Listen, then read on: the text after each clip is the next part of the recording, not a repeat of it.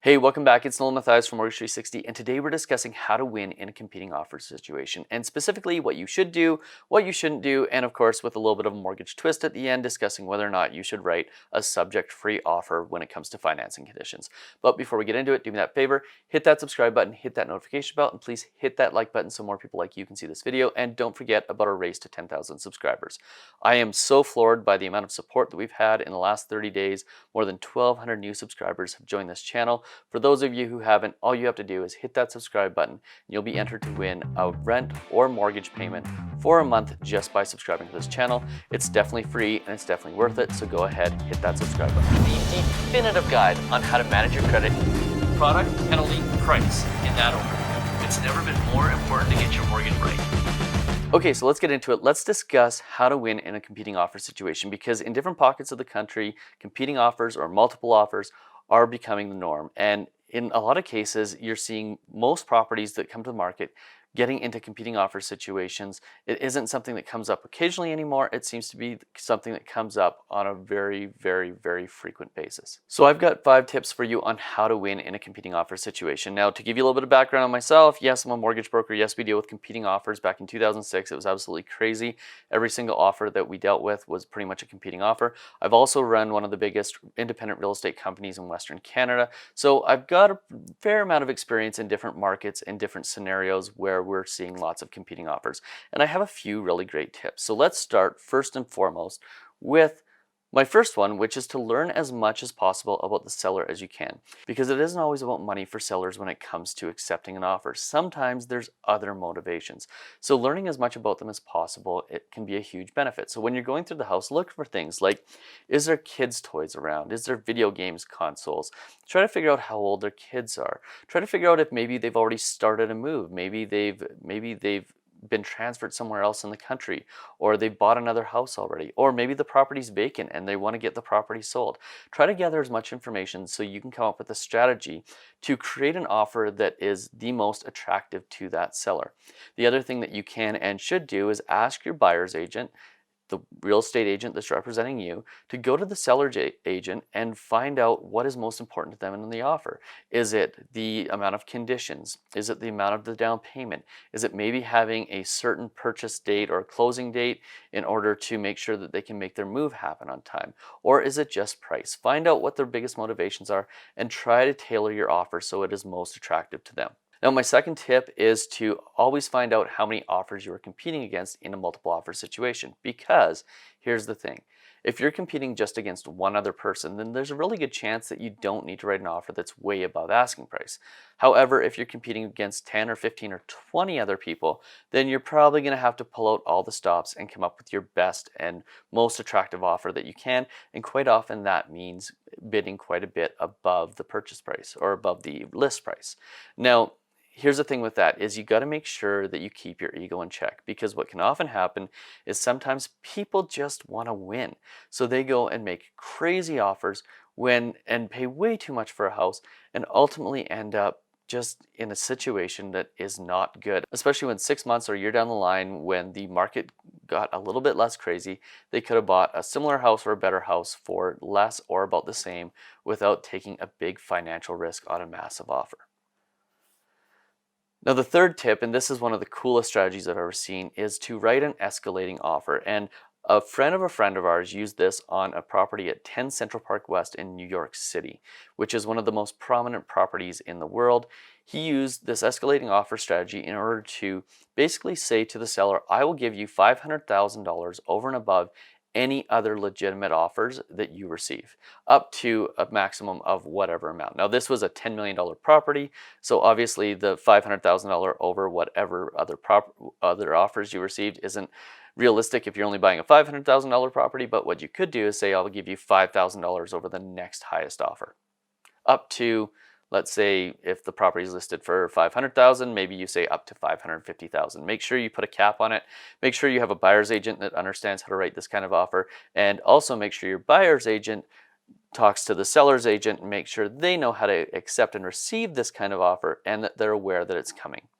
Now, the fourth thing you can do to win at a competing offer is to offer a significantly larger down payment. Sometimes a down payment or a deposit shows that you are serious, and you can add things like a financing condition or a home inspection condition. If you're willing to say, okay, I'll give you a massive deposit so that you know that I'm serious, we want to make sure that we just have all of our ducks in a row.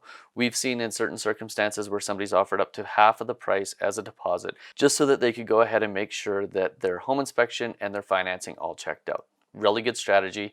We've recently used this. We offered a very large deposit on a property that we were purchasing in order to make our offer stand out so that the clients knew that we were absolutely 100% serious, and we won that offer. Now, the fifth thing you can do is write with less conditions. And what I'm talking about here is home inspection conditions and financing conditions. Now, let's talk about home inspection conditions, because one thing that you can do with a home inspection is you can get the property pre-inspected so you don't have to have a home inspection condition. Yeah, you're going to potentially be out $300 or $400 for the home inspection, but at least you know the property checks out before you write a conditionless offer. Now, the second piece of this is the financing condition. And this is where I'm a little more hesitant to recommend to somebody that they go and write a conditionless offer, because this can be one of the biggest financial mistakes somebody makes. And it's one thing to be pre-approved yourself and know that you're going to get approved for the mortgage, but the other thing that people don't consider quite often is that the property is half of the approval. And a lot of times what can happen is you can get approved for a property, but maybe CMHC doesn't like the condo building that you've chosen, or there's something wrong with the building and it's been flagged, or maybe it just doesn't value out because you paid too much over ask. So what you want to make sure that you do in a scenario where you're contemplating having a condition-free offer without financing conditions is you want to make sure that first and foremost your pre-approval, your approval is solid. So in other words, you've provided all your documents, they've been verified by your broker or your bank, and that you have a very much a bulletproof chance of getting yourself approved.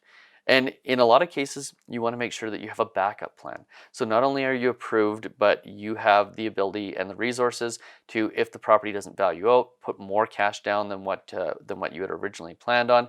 Maybe you have a backup of a cosigner that is willing to help you out if you need them. You just want to make sure that you've got all the backup plans. I would not, if I was writing an offer as a 5% down buyer and I only had 5% down, I would not be writing a financing free offer because it is just too risky, especially if I didn't have any backup plans. So if you're going to write without a financing condition, make sure that you have a backup plan and a solid strategy if something goes wrong. Now, the other thing that I often recommend if you want to write condition free is to have two pre-approvals, one through a broker and one through your bank. And obviously you want to use the one with the broker first, because obviously that broker is going to have more options and can send to more places if something goes wrong. But in a worst case scenario, if you need to go to your bank after the fact, you've got their pre-approval as a backup plan as well. Now, you need to be very careful here, because get the pre-approval from multiple places. Get it from a broker, get it from a bank, make sure you're covered, but make sure that you choose only one place to continue on with the approval with once you have written an offer. Because what can happen is you can have the bank and the broker both submit it to CMHC in different ways, and it can basically screw up your deal. So what you want to do is you want to make sure you choose one person to continue on with the approval, and in the scenario where they aren't able to get you fully approved, then go ahead and have your bank come in after the fact or your broker come in after the fact and see if they can pick up the pieces. Now, in most cases, you aren't going to have a problem once you've submitted your approval, but it's always good to have that backup plan. And I always think of it from the perspective of, if I was in this situation, what would I do to make sure that I was covered? And then I try to give that same advice to my clients, and I try to give that same advice to you, my viewers on YouTube.